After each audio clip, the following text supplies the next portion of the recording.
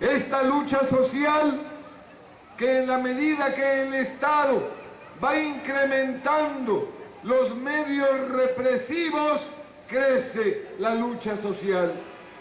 Hoy encontramos en este país un ejército de ocupación interior de más de 700.000 personas, entre soldados, marinos, policías federales, policías estatales y policías municipales, más de 700.000 elementos represivos que en este país se constituyen como el lastre más importante, como los parásitos sociales que absorben la mayoría de los recursos económicos del pueblo de México. Individuos que digo son unos zánganos porque durante su vida como elementos represivos solamente tienen dos funciones.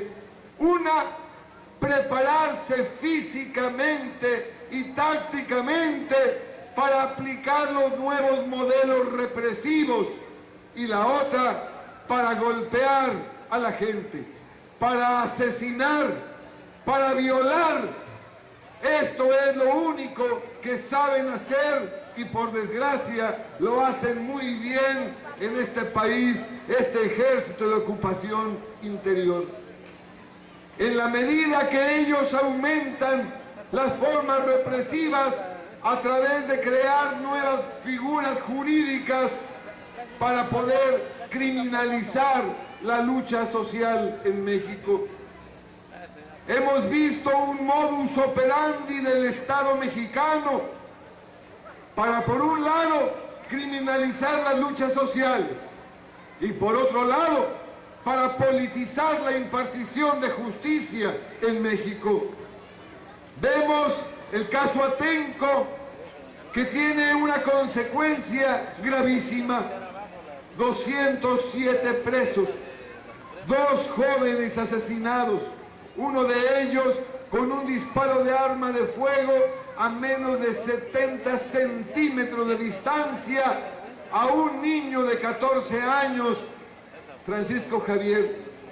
Y luego el asesinato de Alexis Benumea, joven brillante, estudiante universitario, estudiante de danza, estudiante de idiomas, y que es asesinado por un impacto de granada de gas lacrimógeno disparado directamente a la cabeza, que le provocó una fractura de cráneo con masa encefálica expuesta, y después de más de un mes de agonía falleció.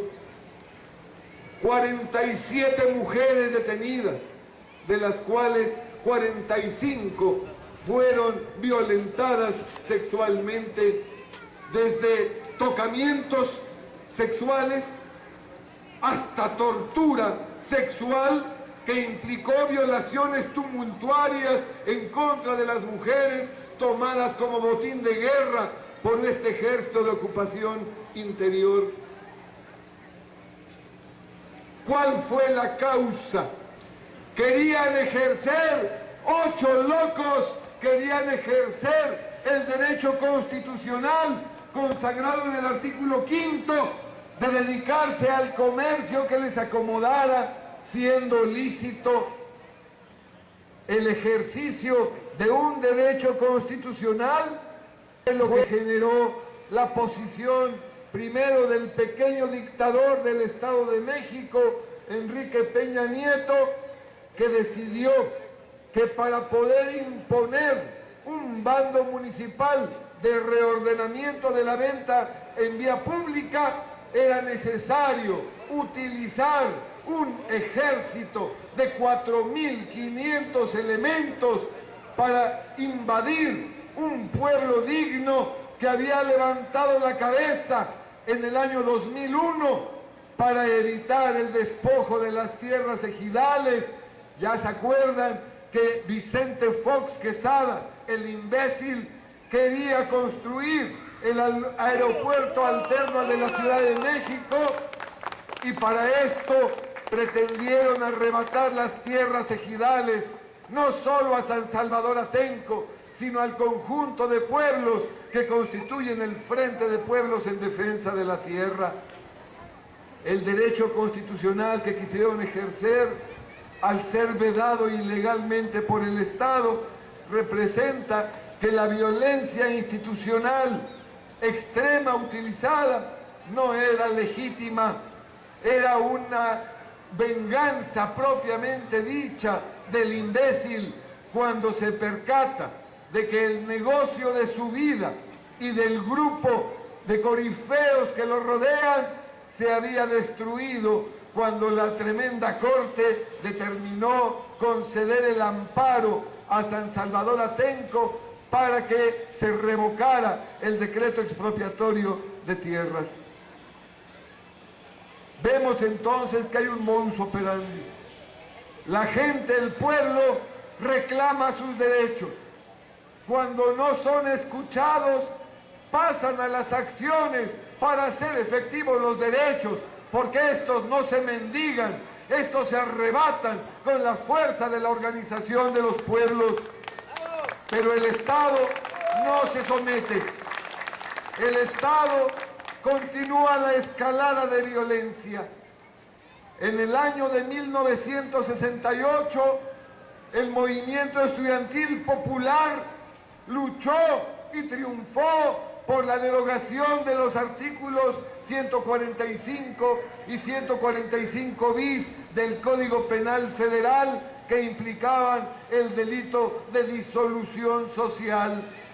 No se permitía que un mexicano pudiera enarbolar banderas de algún partido o de algún estado extranjero, y cuando lo hacían eran criminalizados señalándoles el delito de disolución social. Después del 68 se derogó este delito, pero han creado nuevas figuras jurídicas. Hoy encontramos cuando menos dos figuras jurídicas que se ciernen ominosas sobre el pueblo de México. Una es el llamado secuestro equiparado. Imaginen ustedes que para el Estado de México es equivalente que un pueblo retenga a un funcionario público para exigirle que cumpla con una obligación legal que no han atendido, y dicen que es lo mismo que cuando alguien retiene, secuestra a una persona para exigirle a la familia a cambio de la libertad que les entreguen una recompensa en económico o en especie.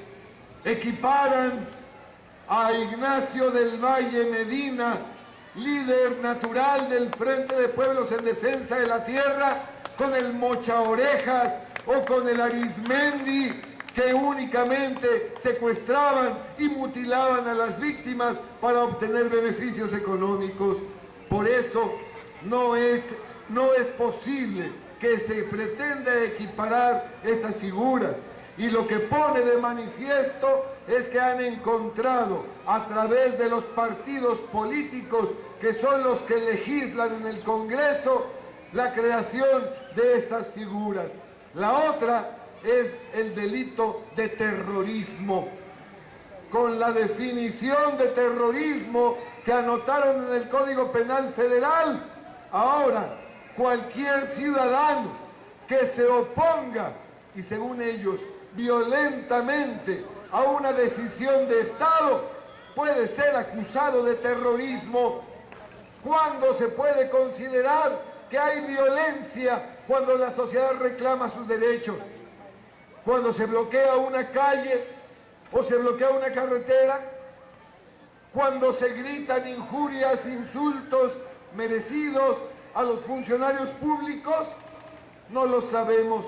Hay un margen de discrecionalidad prácticamente absoluto para que el instrumento principal de represión pueda ejercer estas acciones. Y este instrumento se llama el Ministerio Público.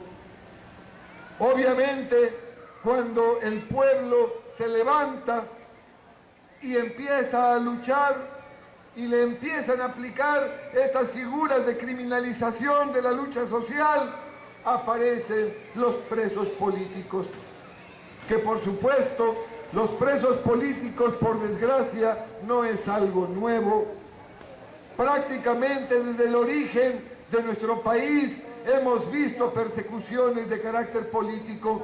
El propio gran Tlatoani Cuauhtémoc fue la primera víctima política de la represión del Estado colonial que significaba en la Capitanía General del Virreinato de la Nueva España, cuando después de más de 3 años de traerlo prisionero, Hernán Cortés lo acusa de organizar un levantamiento para entonces ordenar la muerte por tortura de Cuauhtémoc, asesinado cuando lo cuelgan amarrado de las manos y de los pies, lo cuelgan de cabeza para que le provocara esto un infarto. En la época de la colonia encontramos figuras importantísimas como el caso de Jacinto Cànec.